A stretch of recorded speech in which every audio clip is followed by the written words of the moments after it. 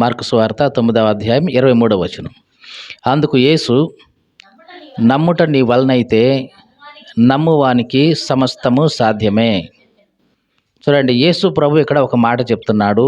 ఏమనంటే, నమ్మటం నీ వలనైతే నమ్మేవానికి సమస్తము సాధ్యమే. అంటే నువ్వు నమ్ముతున్నావు కాబట్టి నీకు సాధ్యమని కాదు. నీవు ఎవరినైతే నమ్ముతున్నావో ఆయనకు సమస్తము సాధ్యమే. అంటే నాకు సాధ్యమే. ఇది యేసు ప్రభు చెప్తున్న మాట. ఏమిటి ఈ సందర్భం? ఎవరితో చెప్తున్నాడు యేసు ప్రభు ఈ మాట అంటే, ఒక తండ్రి వచ్చాడు యేసు ప్రభు దగ్గరికి. అతని కుమారుడు చాలా ఇబ్బంది పడుతున్నాడు.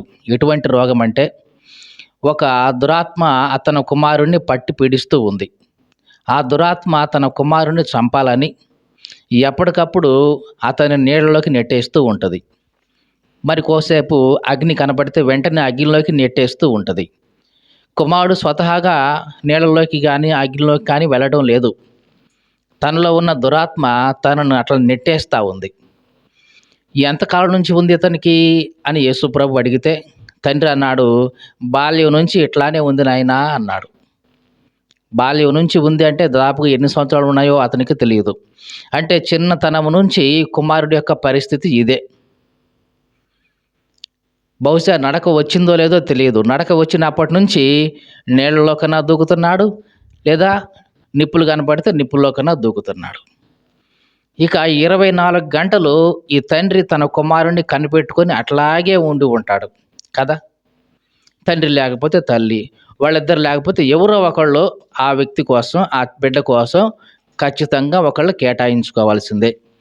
ఎందుకంటే ఎక్కడ ఏ చిన్న సమయం దొరికినా ఈ దురాత్మ ఏం చేస్తుంది, ఇతన్ని నీళ్ళలోకి నెట్టేస్తూ ఉంది, లేదా అగ్నిలోకి లాక్కెళ్తూ ఉంది. మరి ఇతను బ్రతికుండాలి అంటే ఎవరో ఒకళ్ళు ఉండి దగ్గరుండి నీళ్ళలోకి పోకుండా, అగ్నిలోకి పోకుండా ఇతన్ని కాపాడుతూ ఉండాలి. ఎంతకాలం కాపాడాడో తండ్రి తెలియదు. ఒకానొక సమయంలో యేసు ప్రభు దగ్గరికి తీసుకొచ్చాడు. నాయనా, ఇది పరిస్థితి. వీడి పరిస్థితి ఎట్లా ఉందంటే, నీళ్లు కనపడితే నీళ్ళలోకి వెళ్ళి దూకుతూ ఉంటాడు, అగ్ని కనపడితే అగ్నిలోకి వెళ్ళి దూకుతూ ఉంటాడు. ఏదో రకంగా ఒక దురాత్మ వీడిని పట్టి పీడిస్తూ ఉంది. ఆ దురాత్మ వాడిని చంపేయాలనే అగ్నిలోకి కానీ నీళ్ళలోకి కానీ తీసుకెళ్తూ ఉంది అని అంటే యేసు ప్రభు అడిగాడు, ఎప్పటి నుంచి ఉంది ఈ రకంగా అంటే, బాల్యం నుంచి ఉంది నాయన, చిన్నప్పటి నుంచి ఉంది వాడికి. ఏదైనా సరే నీ వల్ల అయితే, తండ్రి మాట్లాడిన మాట ఏమంటున్నాడు, ఏదైనా సరే నీ వల్ల అయితే అయ్యా మాకు సహాయం చేయి అంటున్నాడు. అప్పుడు యేసు ప్రభు అంటున్నాడు, నీ వల్ల అనే మాట అతను వాడాడు కాబట్టి యేసు ప్రభు అంటున్నాడు, నమ్మటం నీ వల్ల అయితే. ఏమంటున్నాడు? నీ వలన అయితే నాకు సహాయం చేయమన్నావు కదా, తప్పకుండా చేస్తా. కానీ నీ వల్ల ఒకటి కావాలి. ఏమిటది? నమ్మటం. నీవు నన్ను నమ్మడం నీ వల్ల అయితే గనక, నువ్వు ఎవరినైతే నమ్ముతున్నావో ఆయనకు సమస్తము సాధ్యమే. దేవునికి స్తోత్రం కలుగునుగాక. హల్లెలూయా. ఈ రాత్రికాల సమయంలో ఈ మాటలు వింటున్న ప్రియ సహోదరి సహోదరుడా, దేవుడి వల్ల అవుద్దా ఇది, దేవుడు చేస్తాడా ఇది అని అనే ముందు, దేవుడి రాత్రికాల సమయంలో నీతో చెప్తున్న ఒక మాట, నీ వల్ల అవుతుందా అసలు నమ్మడం? చాలాసార్లు మనుషులుగా మనం ఏమనుకుంటామంటే, దేవుడి వల్ల అవుద్దా అండి ఇది, దేవుడు చేస్తాడా అండి ఇది, జరుగుద్దా అండి ఇది, ఆయన వల్ల అవుద్దా అండి ఇది, ఇట్లాంటివన్నీ మనం మాట్లాడుకుంటూ ఉంటాం సహజంగా. ఇలా మాట్లాడుతున్న ప్రతి ఒక్కరికి యేసుక్రీస్తు చెప్తున్న మాట ఏమిటంటే, నీ వల్ల అయిద్దా అసలు? చేయడం నా వల్ల అయిద్ది సరే, నమ్మడం నీ వల్ల అవుద్దా? ఒక్కసారి చూసుకో. నమ్మడం నీ వల్ల అయితే గనక, నువ్వు ఎవరినైతే నమ్ముతున్నావో, అంటే నువ్వు నమ్ముతున్న దేవునికి, యేసుక్రీస్తుకి సమస్తము సాధ్యమే. నీ వల్ల అవుతుందా అని అడుగుతా ఉన్నాడు ఈ రాత్రికాల సమయంలో. ఈ తండ్రి అన్నాడు, అయ్యా నేను నమ్ముతున్నాను. ఏమన్నాడు? నేను నమ్ముతున్నాను, కానీ నాలో అపనమ్మకం వస్తూ ఉంది. చిన్నప్పటి నుంచి నేను వీడిని చూశాను కదా, చిన్నప్పటి నుంచి వీడి పరిస్థితి చూశాను కదా, 24 గంటలు వీడిని కనిపెట్టుకునే ఉంటున్నాను నేను. వీడి పరిస్థితి చిన్నప్పటి నుంచి చూశాను కాబట్టి నాలో ఎక్కడో ఏదో ఒక మూలన అపనమ్మకం వస్తూ ఉంది నాయనా. ఆ అపనమ్మకం రాకుండా నాకు సహాయం చేయి ప్రభు అని మళ్ళీ వేడుకున్నాడు. ఈ ముందు ఏమన్నాడు? అయ్యా నేను నమ్ముతున్నాను, కానీ చిన్నప్పటి నుంచి వీడు పడిన బాధ, వీడు చూసిన ఈ నిర్వాహకం అంతా చేసిన తర్వాత నాకెక్కడో జరుగుద్దో లేదో అని ఒక చిన్న అపనమ్మకం వస్తా ఉందయ్యా. అది రాకుండా నాకు సహాయం చేయి. అపనమ్మకమే లేకుండా నాకు సహాయం చేయి అని యేసు ప్రభువునంటే, అప్పుడు యేసు ప్రభువు ఏం చేశాడో చూద్దాం. 9వ అధ్యాయంలోనే 24వ వచనం. వెంటనే ఆ చిన్నవాని తండ్రి అంటున్నాడు, నమ్ముచున్నాను, నాకు అపనమ్మకం ఉండకుండా సహాయం చేయమని బిగ్గరగా చెప్పాను. జనులు గుంపు కూడి తన యొద్దకు పరిగెత్తుకుని వచ్చుట యేసు చూసి, మోగవైన చెవిటి దయ్యమా, వాణ్ణి వదిలిపొమ్ము, ఇక వానిలో ప్రవేశించొద్దని నీకు ఆజ్ఞాపిస్తున్నాను అన్నాడు. యేసు ప్రభు ఏం చేశాడు? ఆజ్ఞాపించాడు. దేనికి? ఆ దయ్యానికి ఆజ్ఞాపించాడు. ఆ దెయ్యం ఎట్లాంటిదంట? మోగ దెయ్యం, చెవిటి దెయ్యం కూడా. మరి చెవిటి దెయ్యానికి యేసు ప్రభు ఆజ్ఞాపించిన ఆజ్ఞ ఎట్లని పడింది? మీకు ఎప్పుడైనా అనుమానం కలిగిందా ఇది?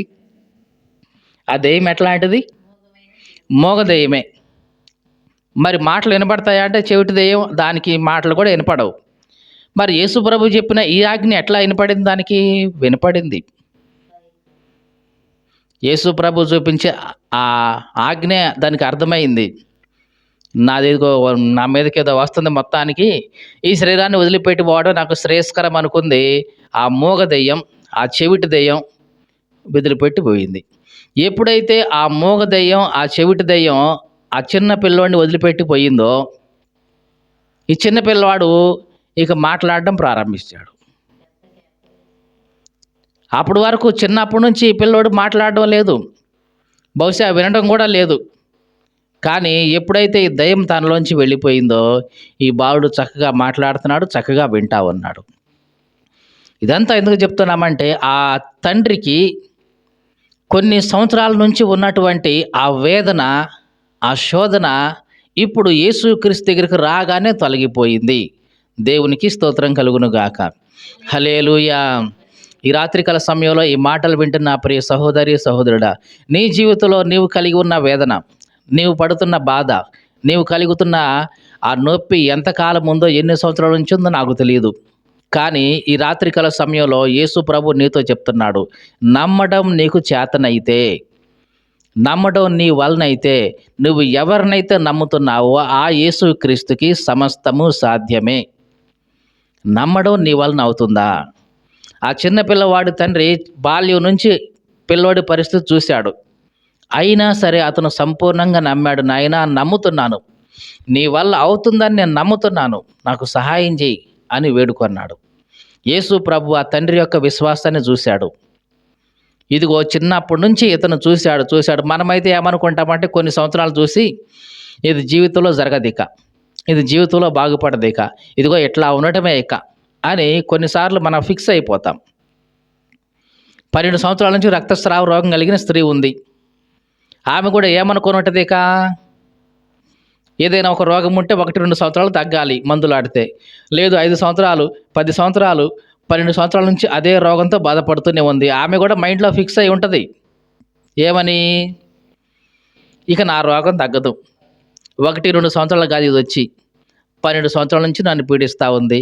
ఎంతమంది దగ్గరికి పోలేదు నేను అనుకుందా లేదా? ఎంతోమంది వైద్యుల దగ్గరికి వెళ్ళింది, తనకున్న డబ్బులన్నీ ఖర్చు పెట్టుకుంది, ఇంకా తగ్గలేదు సరిగదా, మరింత సంకటపడిను అని ఉంటుంది. తగ్గలేదు, కానీ ఇంకా ఏమైంది? మరీ దారుణం అయిపోయింది ఇంకా.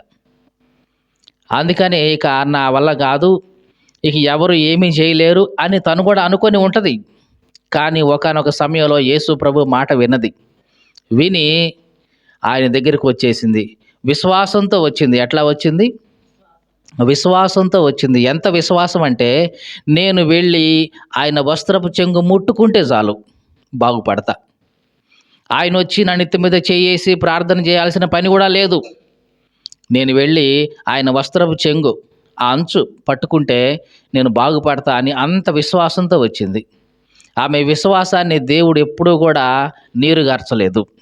ఈ మాటలు వింటున్న ప్రియ సహోదరి, సహోదరుడా, ఈ దేవుణ్ణి గనక నీవు నమ్మగలిగితే, నీ నమ్మకాన్ని ఆయన ఎప్పుడూ కూడా వమ్ము చేయడు. నీ విశ్వాసాన్ని ఎప్పుడూ కూడా ఆయన నీరుగార్చడు. కానీ నువ్వు చేయవలసింది ఏంటి అంటే, నమ్మాలి. నమ్మడం నీ చేతనవ్వాలి. అది చేతనైతే గనక నువ్వు ఏదైతే నమ్ముతున్నావో దాన్ని చేయడం దేవునికి అసాధ్యం కానే కాదు. మనుషులకు అసాధ్యం కావచ్చేమో, కానీ దేవునికైతే సమస్తము సాధ్యము. లేని దాంట్లో నుంచే ఈ సృష్టిని కలుగజేసిన వాడు ఆయన. ఈ భూమి ఆకాశాలను దేవుడు ఎట్లా చేశాడు? సృష్టించాడు. సృష్టించడం అంటే సృష్టించడం వేరు, తయారు చేయటం వేరు. తయారు చేయడం అంటే ఉన్న పాత వస్తువును ఒకటి తీసుకొని దాన్ని చెక్కి అటు ఇటు చేసి ఒక మంచి వస్తువుగా తయారు చేయటం అది. సృష్టించడం అంటే అసలు లేని దాన్ని కొత్తగా సృష్టించడం అన్నమాట. మీకు అర్థమైందండి? ఈ పుస్తకం తయారయ్యింది. తయారు చేశారా? సృష్టించారా? చెప్పండి. ఈ పుస్తకాన్ని ఏమంటాం? సృష్టించారంటారా? తయారు చేశారంటామా? తయారు చేశారు. అంటే అంతకుముందు రా మెటీరియల్ ఏదో ఉంది. ఆ కలపో లేకపోతే కాగితమో తీసుకొని దాన్ని ప్రింట్ చేసి ఇదిగో ఈ పుస్తకం తయారు చేశారు. కానీ సృష్టించడం అంటే ఇది కాదు. అసలు ఈ రా మెటీరియల్ ఏమీ లేకుండానే క్రొత్తగా తీసుకురావడం, అద్భుతం చేయటం ఒక మాటలో చెప్పాలంటే ఇది సృష్టి. దేవుడు ఈ సృష్టిని చేశాడు. భూమి ఆకాశాలను నీ కోసం చేశాడు. అవి అంతకుముందు లేవు. దేవుడు నీ కోసం సృష్టించాడు. కాబట్టి నీవు నమ్మగలిగితే నీ కోసం దేవుడు ఏదైనా చేయగలడు. ఏలియా గురించి మనకు బాగా తెలుసు. ఏలియా ఒకానొకప్పుడు ప్రవక్తగా ఉన్నాడు. ఆ ప్రవక్తగా ఉన్న సమయంలో ఏలియా దేవుని మాట ఒకసారి విన్నాడు.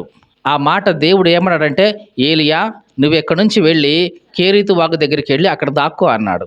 దాక్కోవడం ఏంటి నాయన? నేనెవరిని నేనెవరిని ఒక ప్రవక్తని, నేను దాక్కోవడం ఏంటి అని అనలా. దేవుడు చెప్పాడు కాబట్టి వెళ్ళి దాక్కుందామని కేరీతు వాగు దగ్గర దాక్కున్నాడు. అది నిర్మానుష్యమైన ప్రదేశం. అక్కడ పొదలో దాక్కుని ఉన్నాడు. మహా అయితే కేరీతు వాగులో ఏముంటాయి? నీళ్లు ఉంటాయి. ఆ నీళ్లు తాగుతూ ఉన్నాడు. మధ్యాహ్నం అయింది, సాయంత్రం అయింది, మరి ఆకలి అవుద్ది కదా. మరి అక్కడికి తీసుకొచ్చి అన్నం పెట్టేది ఎవడు? అందుకనే దేవుడు ఏం చేశాడంటే కాకులకు ఆజ్ఞాపించాడు. ఇక్కడ ఏలియా కళ్ళెత్తు చూశాడు. ఆకలి అవుతుంది, సాయంత్రం అవుతుంది. కళ్ళెత్తు చూస్తే అక్కడ నుంచి చిన్నగా కాకుల గుంపు వస్తూ ఉంది. ఏంటి కాకుల గుంపు ఇటే వస్తుంది ఏంటి అని అట్లాగే చూస్తూ ఉన్నాడు. సహజంగా కాకులు ఏం చేస్తాయి? కావు కామని అరుచుకుంటూ వస్తాయి. కానీ ఈ కాకులు అట్లా రావట్లా, కాముగా వస్తున్నాయి. ఎట్లా వస్తున్నాయి ఈ కాకులు? కాముగా వస్తూ ఉన్నాయి. ఏంటా కాముగా వస్తున్నాయి కాకులు అని చూస్తే వాటి నోట్లో ఆహారం ఉంది. రొట్టె ముక్కలు ఉన్నాయి. కొన్ని కాకుల నోట్లో రొట్టె ముక్కలు ఉన్నాయి, కొన్ని కాకుల నోట్లోనేమో మాంసపు ముక్కలు ఉన్నాయి. ఓహో ఇదే, అందుకనే వీటిని అరవకుండా కాముగా వస్తున్నాయా అనుకున్నాడు. మొత్తానికి వచ్చిన తర్వాత అవి ఏం చేసినాయి? ఒక చిన్న ప్రదేశానికి ఆగి ఒక కాకి తన నోట్లో ఉన్న రొట్టె ముక్కను అక్కడ పెట్టేసింది. ఇంకొక కాకి తన నోట్లో ఉన్న మాంసం ముక్కను అక్కడ పెట్టేసింది. ఇట్లాగా రొట్టె మాంసం అన్నీ మొత్తానికైతేనే ఇదిగో ఏలియాకి కావలసినంత ఆహారం అక్కడ సమకూర్చబడింది. ఇది చాలా ఆశ్చర్యంగా అనిపిస్తుంది ఏలియాకి. అదేంటి అసలు కాకులు ఏం చేస్తాయి? నోట్లో ఉన్నదాన్ని పట్టుకొని పోతాయి కదా, చేతిలో ఉన్నదాన్ని ఎగరేసుకొని పోతాయి కదా, మరి అట్లాంటి కాకులే తీసుకొచ్చి చేతిలో పెడుతున్నాయి ఏంటి అనుకున్నాడు. దేవునికి అసాధ్యమేమీ కాదు. చేతిలో ఉన్న ఆహారాన్ని తన్నుకుపోయే కాకులే చివరికి ఆహారం తీసుకొచ్చి చేతికి అందిస్తూ ఉంటే ఏలియా ఆశ్చర్యపోయి ఉంటాడు. ఈ మాటలు వింటున్న ప్రియ సహోదరి సహోదరుడా, నీ జీవితంలో ఏదైనా సరే చేయడం దేవునికి అసాధ్యమేమీ కాదు. మరి నువ్వేం చేయాలి? నమ్మడం చేత కావాలి. దేవుడు ఏదైనా చేయగలడు, అసాధ్యాన్ని సుసాధ్యం చేయగలడు అని నువ్వు నమ్మగలిగితే దేవుడు నీ కోసం ఏదైనా చేయగలడు. మనకు బాగా తెలుసు, కానా విందులో యేసుక్రీస్తు నీళ్లను ద్రాక్షరసంగా మార్చాడు. నిజానికి ద్రాక్షరసం తయారవ్వాలంటే ఎన్ని సంవత్సరాలు పడుతుంది? పంట వేయాలా, ద్రాక్ష కాయలు కాయాలా, అవి పక్వానికి రావాలా, వచ్చిన తర్వాత ద్రాక్ష గానుగులో వేసి తొక్కాలా, దాని నుంచి ద్రాక్షరసం రావాలి. కనీసం 1 సంవత్సరం పట్టిద్ది కదా పంట రావాలంటే. వచ్చిన తర్వాత ఆ ద్రాక్ష రసాన్ని బాగా ఫెర్మెంటేషన్ చేస్తారు. అంటే ఏమంటారు తెలుగులో? పులియబెడతారు. ఒక పాత్రలో వేసి పులియబెడతారు. ఎన్ని సంవత్సరాలు బాగా పులియబెడితే అంత టేస్ట్ వస్తుంది అన్నమాట. ఎన్ని సంవత్సరాలు బాగా పులియబెడితే అంత రుచి వస్తుంది. మరి దాదాపుగా ఒక 5 సంవత్సరాలు పెడితే గనక ఒక మంచి రుచి వస్తది. అట్లాంటి 5 సంవత్సరాల తర్వాత దాన్ని తీస్తే ఆ ద్రాక్ష రసం మంచి టేస్ట్ ఉంటది. మంచి రుచి వస్తది. మరి యేసుక్రీస్తు కానా విందులో ద్రాక్ష రసాన్ని ఎంత టైంలో తయారు చేశాడు? మీరు చెప్పండి. ఆ బానలను నీళ్ళతో నింపండి అన్నాడు. ఎందుకు అని వీళ్ళు అడగలేదు. కాముగా వెళ్లారు, నింపేశారు. నింపిన తర్వాత వాటికి ప్రార్థన చేయలేదు. వాటికి ఇట్లా చెయ్యి పెట్టలేదు. ఏమీ పెట్టలేదు. మళ్ళీ మీరు ముంచి విందు ప్రధాని దగ్గరికి తీసుకొని పోండి అన్నాడు. ఇదేంటి? పోసింది నీళ్లు మేమే కదా! జగ్గుతో ముంచి తీసుకొని పొమ్మంటాడేంటి? నీళ్ళేగా ఇవి అని అనుకోలే వాళ్ళు. యేసు ప్రభు చెప్పాడు, వాళ్ళు చేశారు. వెంటనే తీసుకెళ్ళిపోయారు. ఆ క్షణంలోనే అవి ద్రాక్షారసంగా మారిపోయినాయి. చూడండి ఎంత సమయం పట్టింది? కొద్ది సమయమే. అదే ద్రాక్ష రసం మనిషి తయారు చేయాలంటే ఎన్ని సంవత్సరాలు పడుతుంది? కనీసం 5-10 సంవత్సరాలు పడుతుంది. అది రుచికరమైన ద్రాక్ష రసం తయారు కావాలంటే. నీకు అర్థమవుతుందా? నీవు 5-10 సంవత్సరాలు కష్టపడి సాధించేదంతా కూడా యేసుక్రీస్తు నీ కోసం ఒక్క నిమిషంలో చేసి చూపించగలడు. నీవు నమ్మితే. నీకు అర్థమవుతుందండి? నమ్మడం నీకు చేత కావాలి. నమ్మడం నీకు చేతనైతే నీ కోసం దేవుడు ఏదైనా చేస్తాడు. అసాధ్యాన్ని సుసాధ్యం కూడా చేస్తాడు. మీకు తెలుసా యోనా గ్రంథంలో ఏమి రాయబడి ఉంటుందో? యోనా పడుకుంటే ఒక పందిరేసి, ఆ పందిరిలో యోనాకి నీడనివ్వడానికి రాత్రికి రాత్రే ఒక సొర చెట్టును దేవుడు మొలిపించాడు. అది రాత్రికి రాత్రే మొలిచింది, పెరిగింది. ఆ పందిరి చుట్టూ బాగా అల్లుకొని నీడ ఇచ్చేసింది, కాయలు కూడా కాసింది. ఎంత టైం పట్టింది? సొర చెట్టు ఇత్తనం మొలవడానికే 3 రోజులు పడుతుంది మనకైతే కదా! మరి అది ఆకులేసి, పువ్వులేసి, కాయలు కాయాలంటే కనీసం 3 నెలలు పడుతుంది కదా! మరి యేసుక్రీస్తు దేవుడు ఏం చేశాడు? ఒక్క రాత్రిలోనే ఆ సొర చెట్టును మొలిపించాడు. దానికి ఆకులు వచ్చేలాగా చేశాడు. ఆ చుట్టూ పందిరి అల్లుకునేలాగా చేశాడు. దానికి కాయలు కూడా వచ్చేలాగా చేశాడు. ఎంత టైం పట్టింది దేవునికి? చెప్పండి. మనిషికి, ప్రకృతికి 3 నెలలు పట్టింది. కానీ దేవునికి ఒక్క రాత్రి చాలు. ఈ మాటలు వింటున్న ప్రియ సహోదరి, సహోదరుడా, నమ్మటం నీకు చేత కావాలి. దేవుడు ఏదైనా చేస్తాడు. మీకు అర్థమవుతుందా? మళ్ళీ మళ్ళీ చెప్తున్నాను. ఏ సమస్య అయినా సరే, నీ జీవితంలో ఉన్న ఏ ఇబ్బంది అయినా సరే, ఏ చిక్కైనా, ఏ సమస్య అయినా సరే, నువ్వు నమ్మి దేవుని దగ్గరికి రా. నీకున్న ప్రతి సమస్య, ప్రతి చిక్కు, ప్రతి భారం దేవుడు తీసివేయకపోతే అప్పుడు అడుగు. నమ్మి దేవుని సన్నిధికి వచ్చిన వాళ్ళు ఎన్నడూ కూడా వమ్ము చేయలేదు దేవుడు వాళ్ళ యొక్క విశ్వాసాన్ని. నమ్మడం నీకు చేత కావాలి. దేవుడు చేయగలడా అండి, చేస్తాడా అండి అని నువ్వు అనేటప్పుడు నీవు నమ్మగలవా లేదా అది ఆలోచించుకోవాలి. నీకు అర్థమైందండి? ఈ తండ్రి అదే అడిగాడు. నాయనా, నీ వల్ల అయితే మాకు సహాయం చేయి అన్నాడు. ప్రభు అన్నాడు, నీ వల్ల అవుద్దా అసలు నమ్మడం? నేను ఏదైనా చేస్తా సరే, నీ వల్ల అవుద్దా అసలు నమ్మడం అన్నాడు.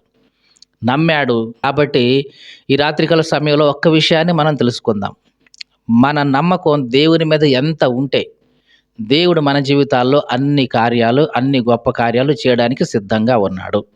దేవునికి స్తోత్రం కలుగును గాక. హల్లెలూయా.